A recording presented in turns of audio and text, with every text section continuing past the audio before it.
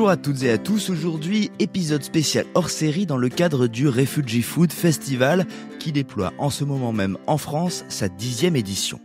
Un mot sur le titre de cet épisode d'abord qui peut créer le débat et d'ailleurs c'est tant mieux. Oui, il y a un réfugié en cuisine, dans la cuisine que j'ai visitée et vous allez l'entendre d'ailleurs, il y en a d'autres avec lui qui viennent de bien des pays. Et si j'ai choisi ce titre pour cet épisode, c'est justement parce que vous allez découvrir maintenant que l'on dépasse facilement cette étiquette. C'est une histoire d'humanité, c'est l'histoire d'un chef, c'est l'histoire de dizaines de milliers de personnes, car oui, faut préciser un chiffre peut-être, en France en 2024, on a accordé un droit d'asile à 70 000 personnes. C'est pas dingue, c'est même pas le Stade de France. Mais parmi les personnes réfugiées en France qui travaillent, à qui l'on donne ce droit, nombreuses sont celles qui viennent nourrir les rangs des brigades. D'ailleurs, si demain les personnes issues de l'immigration et les réfugiés quittaient les cuisines de nos restaurants, eh bien c'est tout un secteur qui serait paralysé. Donc en juin a lieu le Refugee Food Festival, durant lequel des chefs restaurateurs partagent leur cuisine avec des cuisiniers réfugiés. Des quatre mains illustrent ainsi aux yeux des clients combien la solidarité est riche et nourrie à tout point de vue. Refugee Food, c'est d'ailleurs une association qui bosse tout au long de l'année à l'insertion par la cuisine des personnes réfugiées.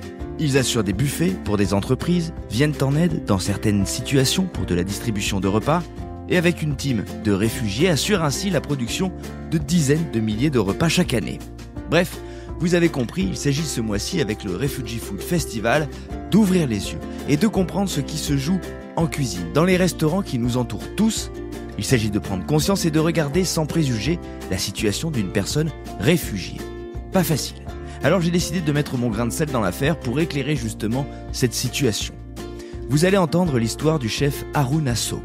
Et vous le savez, ici on n'a pas peur d'aller à la racine des récits, et peut-être qu'aujourd'hui ce geste prend plus de sens encore que d'habitude, car le chef est né en Mauritanie, a grandi au Sénégal, l'affaire est lointaine et peut paraître complexe dit comme ça, car aujourd'hui il travaille à Paris.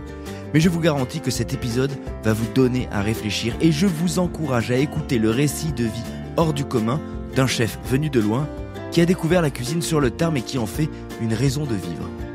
Il a rejoint l'association Refugee Food pour prendre la tête d'une cuisine et je l'ai rejoint au sortir d'un service à la Cité du Refuge à Paris où il travaille avec sa brigade au quotidien. Tous les jours, c'est à géométrie variable. On a des jours où on cuisine pour des personnes qui sont dans le besoin. Et il y a des jours où on cuisine pour des personnes qui ont juste envie de fêter parce qu'ils ont signé un gros contrat, parce qu'on travaille quand même avec pas mal de grandes entreprises. C'est-à-dire, ça va être des cocktails pour 700 personnes de 18 pièces. Et ça va être 1000 réfugiés accueillis. C'était le cas des réfugiés ukrainiens quand ils sont venus en France. Et ça, on a réussi à le faire parce que avant de le faire, on a installé un environnement qui est hyper sain où les gens ils viennent pour prendre du plaisir. Et c'est en prenant tout ce plaisir-là qu'on peut surmonter des montagnes. Vous l'avez compris, l'enjeu du chef est de taille. Alors, il ne cherche pas d'étoiles, lui, même s'il a fréquenté de grandes maisons. Il a décidé de mettre la solidarité au cœur de sa cuisine, car ça résonne avec son histoire, cette vie que vous vous apprêtez à découvrir. Vous entendrez aussi une autre voix, ça et là, planant sur cette histoire, et vous reconnaîtrez la chef Georgiane Aviou, marraine du festival. Elle ne sait pas ce que cela fait d'être réfugiée, mais elle connaît la vie, le quotidien, quand on est loin des siens et de sa terre natale. Alors c'est un épisode qui va s'écrire ainsi, de manière inédite, à 3 voix, qui vont s'unir autour d'une histoire, celle du chef Haroun Asso.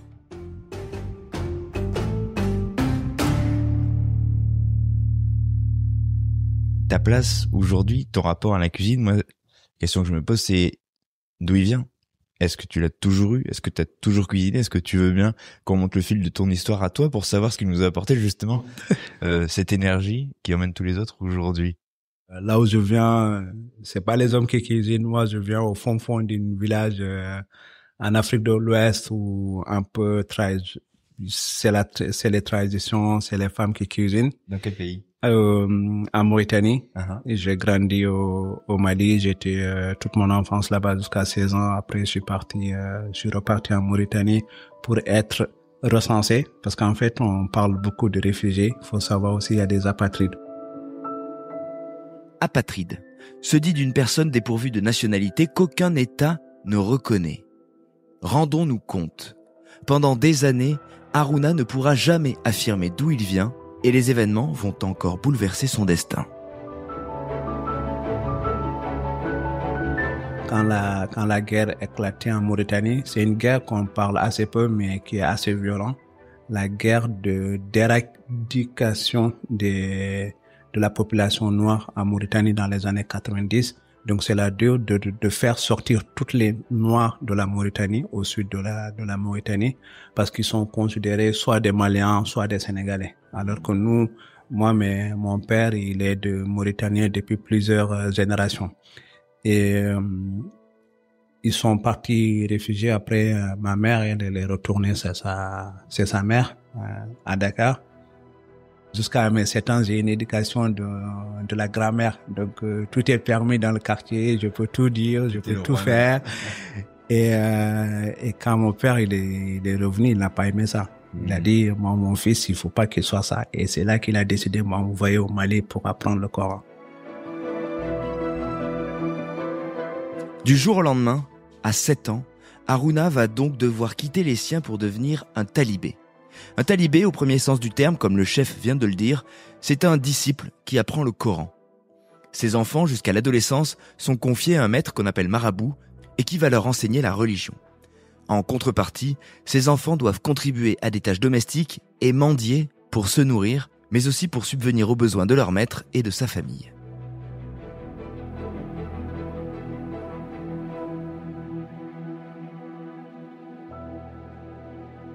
Donc, vous êtes un peu dans la jungle, vous apprenez le Coran, vous êtes derrière le troupeau. Et à l'heure du déjeuner, vous tapez devant les portes des personnes, est-ce qu'il y a quelque chose à manger?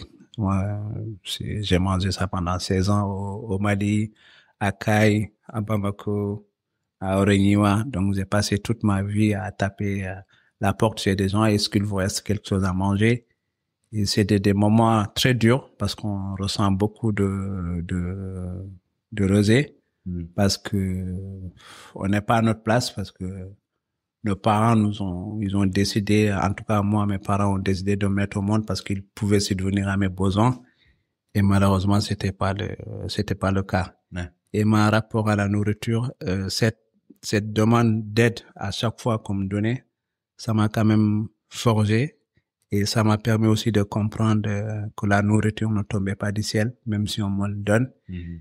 Et les personnes qui nous donnaient avec beaucoup d'amour, beaucoup d'empathie. Et c'était plus que de la nourriture. C'était beaucoup plus. Il y avait beaucoup de tendresse, beaucoup de joie, beaucoup de douceur et plein de mots pour nous dire que ça va aller, en fait. Même si vous vivez pas avec votre famille, nous, on a compris. Et pour moi, la nourriture, c'est très important. C'est pas juste question de remplir les estomacs.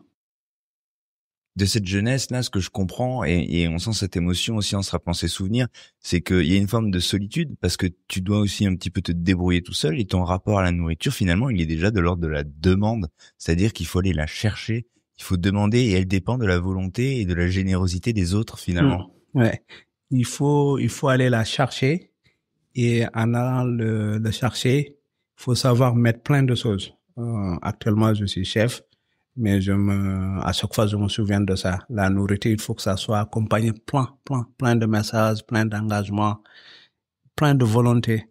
Et ça me nourrit jusqu'à présent. Même que là, si je sors, je sais que je peux acheter quelque chose à manger. Mais c'est des souvenirs qui me marquent et qui m'ont permis à être là où je suis aujourd'hui. Et qu'est-ce qu'on se dit quand on a 7 ans le soir et qu'on est tout seul dans un endroit comme ça, enfin? On passe beaucoup de nuits blanches. À 7 ans? Ouais, à 7 ans. À 7 ans, c'est dur. On passe beaucoup, on comprenne pas. On dit, mais qu'est-ce qui s'est passé pour que je mérite ça? On se pose plein de questions. Tu vas rester combien de temps dans cette situation avant de partir? À 16 ans. Ah ouais? Ouais. C'est à partir de mes 16 ans, en 2006, mon frère Racine, il a une bourse Et aussi, il est venu à Caille, il a entendu que, en fait, quand on est talibé, on se déplace en fonction des saisons. Et quand mon frère, il a su qu'on était à Caille, il est venu, il a pris le bus, il a fait le trajet entre Dakar et Caille. Il a dit, mais là, Aruna, c'est pas possible, il faut que tu rentres, tu profites de la vie qu'on a parce que c'est pas possible de te laisser sur cet état-là. Et pourtant, moi, je considère que c'est normal. J'avais pas de papier. Je pouvais partir à Bamako, je pouvais partir à Sikasso, je pouvais partir à la frontière ivoirienne, au Sénégal, parce qu'on est des talibés, on ne demande pas des pièces. Il me dit, mais attends, là, t'es talibé, tu peux te faufiler dans les frontières, mais ça, ce que tu vas te marier, tu vas fonder une famille, tu vas ouvrir un business, et là, t'as pas de papier. Ouais. Voilà. Donc, faut que tu reviennes. On va faire les démarches pour que tu sois recensé. Et c'est là, il a fait les démarches. Et franchement, à son âge, oui, 20 ans quand même, avoir ce courage-là de dire que mon frère, il mérite que mieux. À chaque fois, je dis bravo à lui, il m'a beaucoup aidé. C'était, oui, on avait 4 ans d'écart, mais c'était un peu mon père quand même.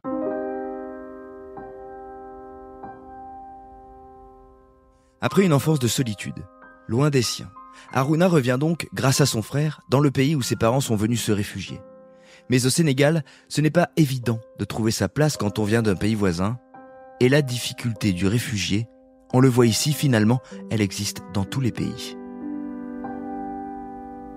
C'est quelque chose de partir de chez soi pour se réinventer ailleurs, surtout quand on ne l'a pas choisi. Je n'ai absolument pas du tout traversé le chemin, quel qu'il soit d'ailleurs, qu'a pu traverser un réfugié. Parce qu'en général, quand tu pars de chez toi, malgré toi, eh bien, tu prends souvent des chemins de traverse qui sont un peu compliqués, que ce soit par la mer, par la terre. Tu prends des risques énormes, tu mets ta vie en danger, etc. Et puis ensuite, tu arrives. Une fois que tu es ici, je sais pas si c'est mieux d'avoir un statut de réfugié ou si c'est mieux d'être arrivé volontairement et d'avoir une carte de séjour, parce que dans tous les cas, t'es différent et l'image que tu renvoies, c'est que t'es un étranger qui vient manger le pain de l'autre. Jusqu'à ce que tu finalement t'installes, tu t'intègres dans la société et que tu deviennes quelque chose entre guillemets. Seulement voilà, vous l'imaginez bien qu'entre le départ de sa terre natale et le moment où l'on redevient quelqu'un ailleurs, il se passe du temps. Et avant même d'entamer le voyage, Aruna nous éclaire sur le point qu'a soulevé Georgiana. Quand on vient d'ailleurs, souvent, on dérange.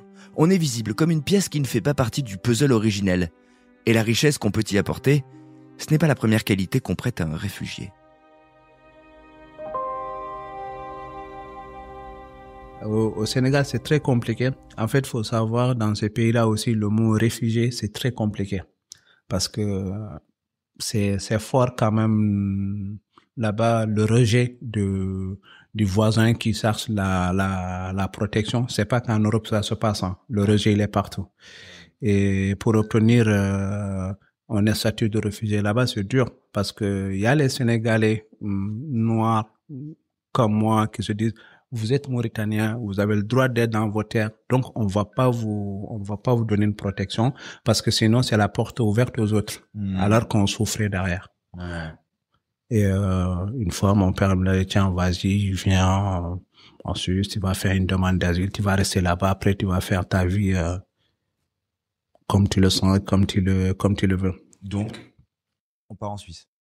Ah non, c'est pas facile de partir, hein. Je suis pas j'ai pas mon passeport. Ouais, et la route c'est compliqué, hein, pour venir. Après quand même, j'ai eu la chance de venir en Espagne par avion. J'ai eu la chance parce que c'est pas tout le monde qui a cette chance. Et quand je suis venu à Madrid, j'ai pris le bus, arrivé à Paris. J'ai fait 20h, 13h dans le bus. Je suis arrivé et quand je suis arrivé, c'était fou parce que tout était blanc. Oh là là, j'ai dit: wow, c'est quoi cette vie? Tout est blanc. Et je disais: wow, dans quelle situation Attends, tout est blanc quoi, t'es arrivé? Ouais, il y a la neige parce que j'ai pris le bus. J'ai dit, est-ce que j'ai pris le bon choix? Est-ce que c'est ma place? Ah, ben, c'est sûr que c'est pas la même. Ouais, c'est, waouh, c'est chaud quand les gens... Quel âge? J'avais, en 2012, j'avais 22. D'accord. Et du coup, je suis venu en décembre 2012. Et quand je suis venu, je disais, waouh, les gens, ils parlent, il y a la fumée qui sort. On voyait que ça à la télé. Ça me rendait fou. Et, j'ai dit, non, c'est pas ça là. Ça va être très compliqué. Après, je voyais des vaches. Ça, par contre, j'étais super content parce que je connais beaucoup ça. Et arrivé à Paris, j'ai des tontons qui m'ont accueilli parce que ma mère quand même voulait, même si je tente d'aller en Suisse, il faut quand même que je reste un peu avec ma famille. Je suis resté un petit peu. Et une fois arrivé là, ils m'ont dit, Aruna, je pense qu'il faut rester ici, il faut faire ta demande. Là, il faut pas tenter le coup parce que la frontière là-bas, si tu prends entre Gare de Lyon, il y a de fortes chances que tu sois contrôlé sur la route. Et du coup, mon père, il n'était pas du tout d'accord, mais à la fin, il a compris que c'était ma décision. Je pense que c'était la première fois que je prenais une décision de dire, non, je vais faire ma demande d'asile ici. Je l'ai obtenu en 2014 d'office. Et ça, c'était vraiment j'étais enfant. Il y a quelque chose j'ai réussi quand même à avoir quelque chose.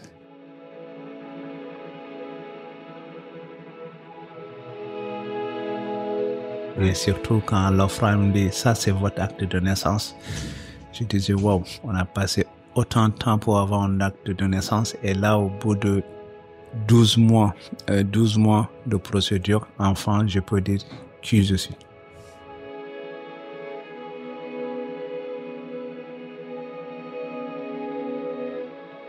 Et ça, c'était une charge comme ça. Et à quel âge, surtout, in fine, t'as quel âge quand 24. À 24 ans. 24 ans. Et 24 ans, j'ai demandé à l'officier à la préfecture. J'ai eu un récépissé avec une bande rouge. Je lui ai dit, est-ce que je peux voyager? Il dit, non, vous attendez ça. Après, il faut un titre de voyage. J'ai dit, waouh. J'avais qu'une envie, c'était de prendre un billet d'avion, de retourner voir ma mère, ma sœur. Ah ouais. Ouais, et mon frère. Ça manquait trop. Parce que le fait de venir ici, c'est pas un voyage. C'est une destination inconnue. On ne sait pas si on va tomber. On ne sait pas si on va nous emprisonner. On ne sait pas.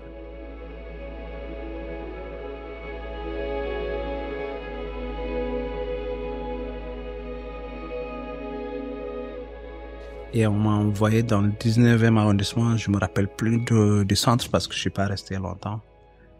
J'ai fait mes démarches. Ils me tenaient des tickets pour manger. Je suis parti au centre israélite à Montmartre. On pouvait prendre un déjeuner là-bas, un dîner. Et tous les soirs, je faisais la navigation. Je prenais mes tickets, je partais manger là-bas. Je sais pas si c'est les Restos du Cœur, mais en tout cas, c'est les mêmes structures parce qu'on a juste faim, on n'a pas envie de savoir qui donne, quoi. Et il y avait même pas d'intérêt pour savoir. Désolé de le dire, mais en tout cas. Mais tu faisais quoi de tes journées à ce moment-là? Des démarches, on se pose plein de questions. Qu'est-ce qu'on va faire? Est-ce qu'on rentre? Et le cerveau, il travaille beaucoup. On dit, mais qu'est-ce qu'on fait là, quoi? C'est après, on a fait les stages de découverte. Il y avait le Coupe Davis à Roland-Garros. Et quand je suis parti là-bas, mon assistante sociale, Émilie, je me rappelle toujours parce qu'on rappelle ses noms, et elle m'a mis en contact avec une autre asso. Je suis parti là-bas pour faire des stages pour savoir comment ça fonctionne une cuisine. Je l'ai fait. Et quand je suis venu, j'ai dit voilà, c'est ça que j'ai envie de faire.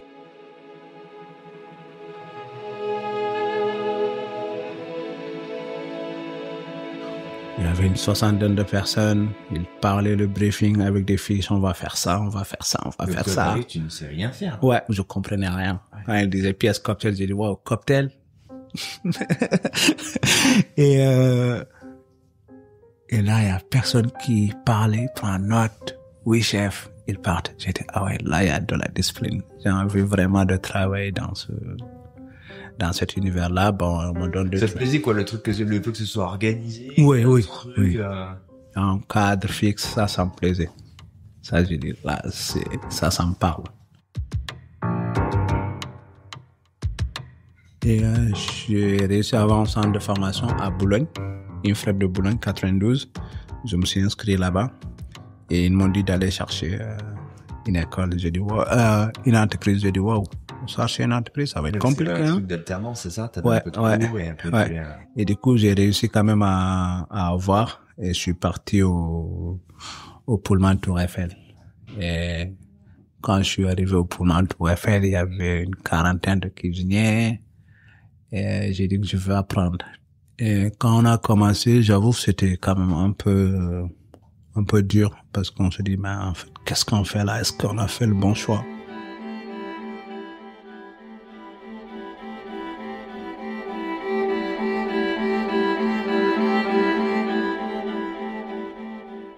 Quand on arrive dans un territoire, on essaie de comprendre le territoire, etc., etc.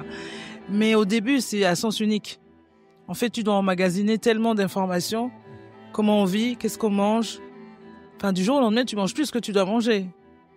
Enfin, ce que tu as l'habitude de manger, en tout cas. Faut que tu trouves tes repères, tes changements de vie. La langue, parfois, c'est pas la même. Donc, tu es obligé d'aller apprendre aussi le français, etc., etc. Donc, oui, c'est compliqué. Sur le chemin, à l'arrivée, parce qu'après, quand ils arrivent, tous n'ont pas la chance de pouvoir intégrer un parcours entre guillemets d'intégration simple, quoi. Il y en a qui vont se retrouver dans des camps, il y en a qui vont se retrouver dans la rue, il y en a qui vont se retrouver enfin sans savoir ce qui va se passer pour eux le lendemain. Il y a toutes les démarches administratives et en même temps des démarches pour se nourrir, des démarches pour se vêtir, des démarches pour enfin. Mais on prendrait n'importe lequel d'entre nous vivant ici. Non, France. Moi, je sais pas si j'aurais pu. Ouais. Ah non, mais non, je peux pas. Je sais pas. Enfin, faut jamais dire jamais, mais c'est très compliqué.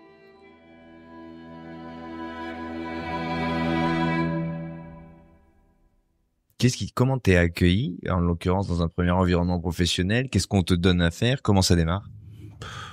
Les gens disent, tu sais, la plonge, c'est des postes facilement accessibles. Si jamais tu vois ça coince, tu peux demander au chef, il va donner un CDI direct. Ouais. Ok. Toi, tu cuisines. Ouais, après, à un moment, je toque sa porte. Alors, le chef, je vais vous voir. Parce que lui, il est guadeloupéen. Donc, en fait, il y avait, des fois, si on sent le rejet, on se retourne tout de suite, avec les personnes à qui on ressemble. Vu que c'est désolé de le dire, hein, vu que c'était un guadeloupéen, il a un peu mon physique. J'ai dit, attends, je vais quand même demander. J'ai dit, chef, j'espère que vous allez bien. Là, ça fait 2 mois que je travaille ici. Mais depuis combien de temps vous travaillez dans la restauration? Comment devenir un bon chef? Et là, il m'a donné les codes. Il me dit, j'ai entendu, t'as dit que tu venais ici pour travailler, payer ton loyer. Mais ça, c'est que la restauration, c'est pas ça. J'ai dit, ok, ben, c'est quoi alors? Il me dit, faut faire tout pour acquérir cette passion, beaucoup de rigueur, beaucoup d'empathie. Il a beaucoup parlé. J'ai dit, ok. Et il dit, mais moi, c'est compliqué parce que j'ai beaucoup de retard. Je connais pas trop les produits. J'ai l'impression de retarder l'équipe sur leur mise en place. Il me dit, non, mais c'est normal, en fait, si tu étais fort, on va pas te prendre comme en tant qu'alternant. Ouais. J'ai dit, en tout cas, moi, j'ai envie d'apprendre. Il a donné sa chance, finalement. Et puis lui, il t'a peut-être parlé aussi des valeurs. Parce que là, ce qu'il est en train de te raconter, c'est que c'est pas juste une histoire de faire un boulot pour payer son loyer. C'est une passion. C'est plus que ça. Ouais. Ouais. Il m'a beaucoup aidé. Et surtout, tu sais, une fois, il m'a dit, Aruna, maintenant, tous les soirs, avec les recettes que tu apprends, avec les bases que tu apprends, tu vas me présenter quelque chose. Voilà. Donc, à 17h, au Frame Brasserie à Pullman, il y avait le chef Andrew Wieger, c'est un chef californien, la brasserie Frame. Et je lui faisais des recettes, des fumées de poisson, des fonds de volaille, parce que c'était la base, des maillots. des béarnaises. Il me disait, voilà, c'est comme ça. Donc, prochaine fois, si tu me proposes une béarnaise, propose-moi un filet ou sinon juste des carottes, j'essaie de tremper. Il ne me propose pas juste des béarnaises. Il dit, wow, lui, il m'a dit juste de proposer des trucs que j'apprenne, mais moi, je sais pas faire les associations. Ah ouais, mais c'est très drôle, ça, parce qu'on parle de zéro, quoi. Le mec, si, une béarnaise, tu fais une béarnaise, mais tu sais même pas avec quoi tu dois pouvoir associer. Ouais. Donc là, t'es à un moment quand même où tu découvres tout, tu dois te débrouiller totalement, où on te dit fais-moi une béarnaise et où on te dit, et tu sais que la béarnaise, tu peux me mettre quelque chose à côté pour que je puisse. Ouais. Et ok, là je commence vraiment à prendre du plaisir. Mais là ça se voit, parce que j'allais te couper en te disant la manière dont tu commences à raconter les choses, on sent que là il y a quelque chose qui s'installe, qu'il y a une passion qui commence à s'installer, vraiment. Mais c'est marrant parce que on a l'impression que ça se passe quand même globalement plutôt bien en termes d'ambiance, en termes d'intégration. Ou alors t'es ultra positif et tu gardes que le bon de cette histoire, mais... Ouais, il y en a plein. Je pense que les mauvais trucs, faut les parler, mais il faut mettre en avant les choses qui marchent. Ouais, qui marchent. Après, j'en ai quand même subi beaucoup, donc je suis pas assez costaud pour prendre tout, mais quand même, j'ai vécu des trucs, quoi. Ouais. C'est à force de ce vécu-là qui peut un peu me définir. Du coup, parce que quand on nous envoie à la sang-froide de confondre entre brocoli et chou-fleur, il y a des commentaires quand même. Faut être costaud pour les encaisser. Ouais. Voilà. Tu laisses de côté, t'avances. Ouais, faut passer à autre chose, quoi. La suite, c'est que marrant. Jusqu'à 2016, le chef me dit, tu sais, Aruna, maintenant, t'as appris, tu sais faire les choses. T'as un peu, si je peux me permettre, c'est des choses que je veux pas mettre en avant. T'as un peu quand même le leadership. En plus, t'es commis, tu peux faire des trucs. Là, il faut y aller. J'ai dit, faut y aller où? Il me dit, non, faut changer, d'entreprise. J'ai dit, wow. Il me propose de partir. Du non, mais si t'es commis, tu sais, faut faire 2 ans là, 3 ans ici. Si t'es chef de parti, faut bouger tout le temps pour voir d'autres manières de travailler. Ouais. Et tu te laisses choisir. Voilà. Et j'ai dit, ok.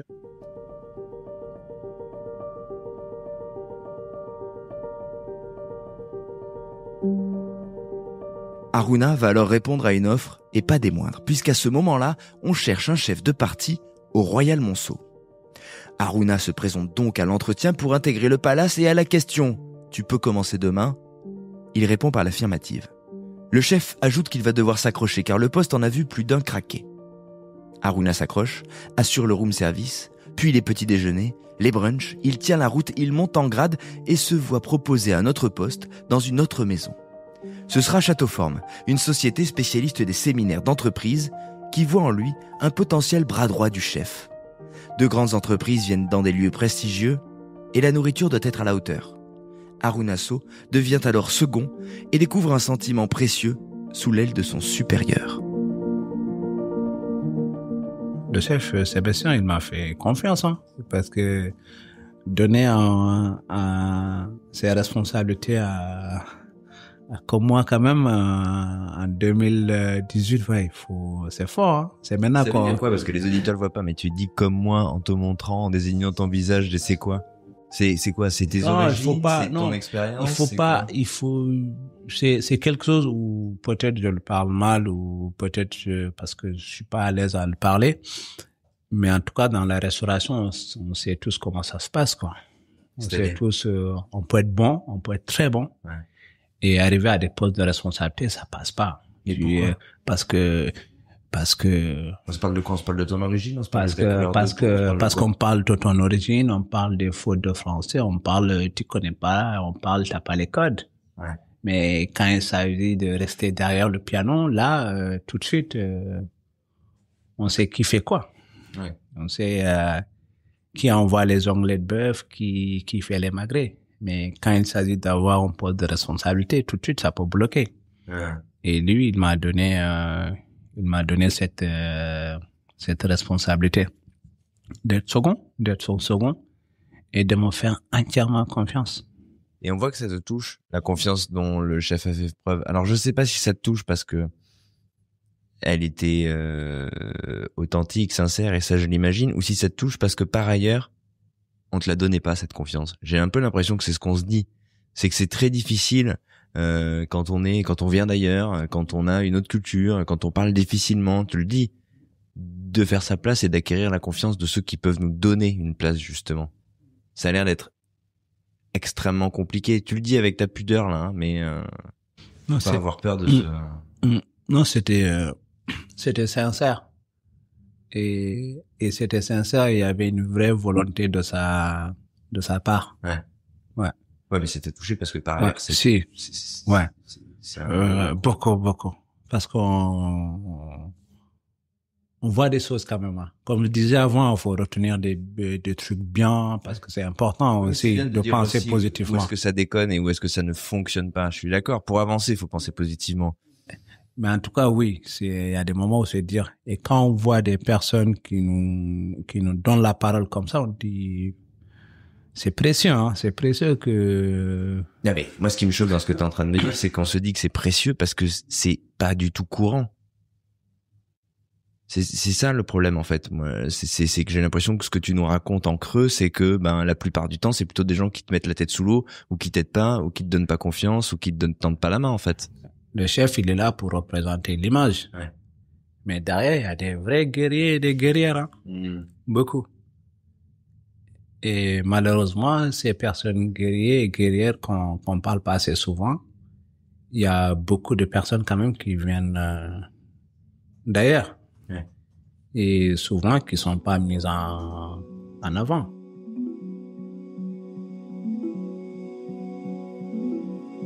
Le statut de réfugié, je pense qu'il est encore plus compliqué parce que même moi qui suis, qui suis partie de chez moi natal, eh bien, j'avais une vision du réfugié jusqu'à ce festival que moi j'ai découvert il y a à peu près 10 ans. Eh bien, on a tous notre définition du réfugié dans notre tête. Inconsciemment, on a l'impression que c'est des gens pas sympas. On a l'impression que c'est des gens qui n'ont pas d'éducation, que c'est des gens qui n'avaient pas de travail, que c'est des gens... Alors que dans la plupart des cas, c'est des gens qui étaient profs, médecins, coachs sportifs, assistantes maternelles, cuisiniers, peu importe. C'est des gens qui souvent avaient une situation... Qui avaient leur vie. Exactement. C'est rarement les pauvres de ces pays-là qui traversent, en fait. Tu comprends ce que je veux te dire? Et ici, ils deviennent les pauvres. Mais les pauvres de manière... littérale comme au sens figuré, en fait. Oh, les pauvres. Oh, peu cher. Mais ça va être des gens qui vont être dignes. Quel que soit celui que tu vas croiser, c'est des gens qui sont très dignes. Et je dis souvent que il faut que le regard qu'on a sur les réfugiés change parce que demain, on peut devenir le réfugié de quelqu'un d'autre.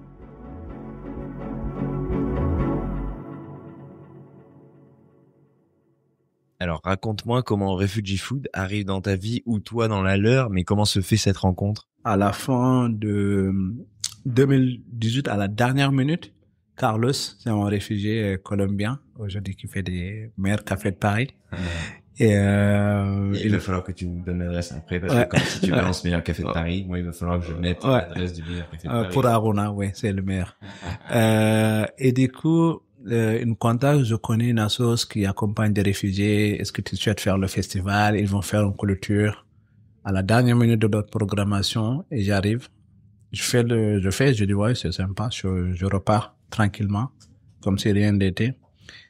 Et en 2019, Marine, lui, il me contacte pour participer au festival de 2019. Je dis ok, je suis disponible. Mais en tant que quoi, pour faire une collab. D'accord. 4 mai. Ouais, en 4 mai au Refectorio. D'accord. Un Refectorio, un resto qui accueille des personnes qui sont dans le besoin tous les soirs. À l'église de la Madeleine. Voilà.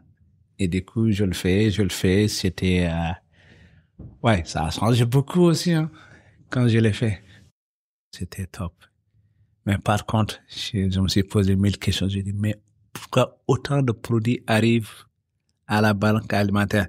Et ouais, là tu découvres qu'en fait il y a des tonnes et des tonnes et des tonnes de produits qui sont foutus à la benne potentiellement et qui peuvent être récupérés, parce que là en l'occurrence c'est ça, le Refectorio, moi je connais très très bien. On se retrouve à cuisiner des produits de Petrosian, des trucs de dingue en fait. Ouais. Et du coup, on le fait vendredi pour leurs bénéficiaires. Et le samedi, on fait une ouverture. On fait une ouverture exceptionnelle. Il y avait le boss du Château Fort parce qu'il m'a entendu parler. Ouais. Je veux pas la faire la pub pour eux, mais ils sont géniaux, hein, cette famille. Ils sont cool. Hein. Il m'a entendu parler ça, il a pris sa place sans me prévenir. Et il y avait aussi mon chef Andrew Wigger qui est venu samedi au Refugio pour le dîner de Refugee Food. Ouais, c'est fou. Hein. Ils sont vraiment cool. Hein. Et ça m'a marqué parce qu'en fait, si j'avais vu ma famille, ça est cool. Là, je sais que ma famille n'est pas là, sinon ils vont venir. J'ai vu mes collègues et j'étais super content de les voir. C'est un peu un déclic là pour le coup là, à ce moment-là. En fait. Oui. En fait, tu t'es dit que la cuisine de restaurant telle quelle, classique, c'était plus pour toi. Ouais. Qu'il fallait que tu donnes. Ouais, je sens. Aruna, lui-même réfugié, découvre ainsi presque par hasard qu'on peut nourrir ce métier d'une forme de solidarité. La résonance est immédiate et l'effet papillon flagrant le renvoie à son passé. À ce moment-là, les États-Unis se retirent d'Afghanistan et la cuisine d'Aruna vient répondre aux réfugiés qui fuient leur pays. Ça n'a pas fait beaucoup de bruit, mais c'était fort. Hein. C'est-à-dire En fait, quand les Américains sont partis d'Afghanistan à Kaboul, c'est fou, hein, c'est passé l'autre bout du monde, mais ça, ils nous appellent, ils nous disent, ils sont mis dans un hôtel, juste à Montrouge, mais il y a un prestataire qui les livre des repas, ils ne mangent pas. Voilà. Est-ce que nous, Refugee Food, on peut fournir des repas? On a parlé avec lui et Marine, oui, bien sûr. Et là, on commence à fournir. Et le premier repas qu'on a envoyé là-bas, c'était du mafia avec des aubergines. Et c'est moi-même qui étais là-bas. Je dis, waouh, ce plat-là, il vient de quel pays? Parce que la majorité, c'était des interprètes, ils parlaient français. Ce plat-là, il vient de quel pays? Ben, je crois au moment où ils ont décrit quelque chose, les saveurs qui peut avoir ces œufs. Mais en fait, c'est fou quand même. Les Afghans, ils viennent, ils mangent le premier jour du mafé, ils parlent de saveurs de leur pays. Et ça a continué. Et c'était entre 400 et 500 Afghans à l'hôtel, à Montrouge. Et tous les jours, on est livré. Mais c'est marrant, cet émeu quand tu repenses à ce truc. T'as l'air ému. Parce qu'il y avait plein de gosses, hein. Il y avait plein de gosses, plein de personnes. Ils ont fui la guerre, ils ont tout fait. Ils mangeaient pas du tout. Parce qu'en général, quand on a faim, on ferme les yeux, on mange. Mais eux, ils voulaient pas du tout manger. Pourquoi ils voulaient pas? Parce que c'était pas bon. Et toi, t'es arrivé avec la clé? On est arrivé avec toute l'équipe, on a fait plein de choses. Et ça a marché. Et ça a marché.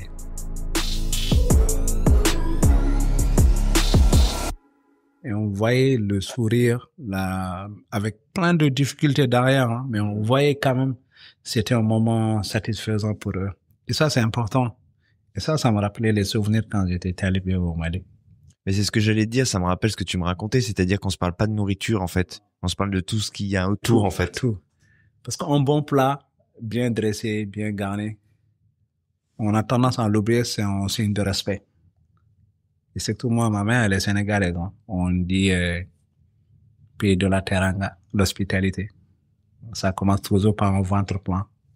Et il faut bien, comment dire, quand tu parles de ce dressage et de la manière dont tu l'abordes, ça veut dire que tu vas le faire de la même manière pour une personne que tu vas aller servir, comme tu le racontes, à une porte à Paris ou dans les restaurants dans lesquels tu étais chef. Hein. C'est important. Tu penses à tout ça, toi, quand tu cuisines tous les jours? Est-ce que tu penses à ce que tu as envie de mettre dans ta cuisine? Est-ce que tu as envie de raconter par là? Toujours. Et on me dit, Aruna, t'es trop dur sur toi-même. Je dis non, je suis pas dur, c'est la vie qui est comme ça. Et ça, des fois, les gens, ils croient qu'on est trop dur. Non, on n'est pas dur, on est juste humain. Parce qu'on a envie que ça... Vous êtes impliqué. On a envie que ça change. Et on a envie aussi Qu'est-ce qui doit changer quand on a envie que ça change quoi? On a envie que ça change pour que les gens, ils ont plus de temps à accompagner, à être plus ouverts, même si on est chef.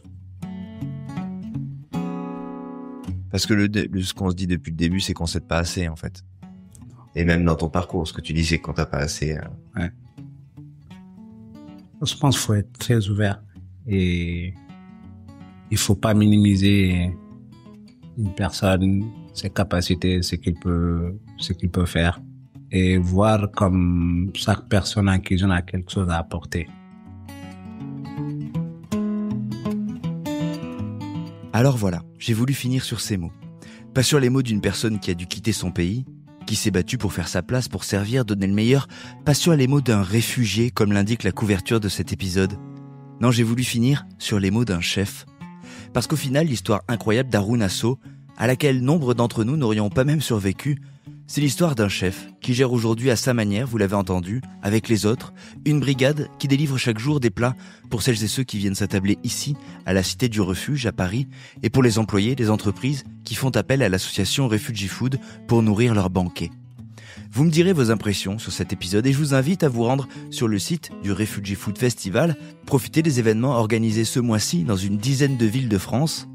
Il est temps, sûrement, de changer de regard sur les réfugiés et à l'heure où la profession est en tension constante niveau recrutement, ça rajoute parfois au non-sens de certaines situations. Merci d'avoir écouté cet épisode jusqu'au bout. Ouvrons le débat, écrivez-moi sur Instagram @chef_podcast au singulier. Parlez-en autour de vous, regardez dans les cuisines et réjouissez-vous de la vérité que toutes ces histoires soulignent sans ambiguïté. La cuisine nous rassemble, au-delà de tout, et à chaque fois qu'on se rejoint pour elle. C'est donc possible, tout simplement. Allez, salut!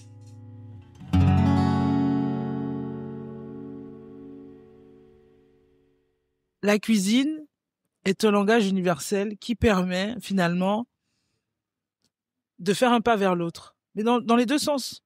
Lui, il fait un pas vers toi en venant dans ta cuisine. Toi, tu fais un pas vers lui en disant « Ok, qu'est-ce qu'on mange chez toi ?» Et puis finalement, tous les deux, le chef et le réfugié chef, eh bien, font un pas vers les clients qui vont venir déguster, découvrir cette cuisine-là. Et finalement, se dire « Ah, mais attends, mais c'est bon. Ah, mais moi, j'avais jamais pensé qu'en Syrie, on mangeait bien, ou qu'on mangeait bon, ou qu'on mangeait beau. » Donc, c'est vraiment émouvant. Les histoires sont différentes. Elles ont plein de points communs, mais elles sont différentes. Et tu te rends compte que du coup, sans parler la même langue, sans même pouvoir se comprendre verbalement, eh bien, on arrive à se comprendre juste en trouvant le bon produit et en le cuisinant ensemble. Nous, le 16 juin, par exemple, avec Harouna, on va être à la Cité du Refuge. Et donc, on va cuisiner pour les résidents qui ont donc leur repas tous les jours, mais ce jour-là, c'est nous qui allons cuisiner pour eux. Et je trouve ça dingo, quoi. Mais ce qui est génial, c'est que dès que tu l'évoques, il y a ce sourire qui arrive et ça marche, en fait. Ah bah oui, mais j'ai hâte.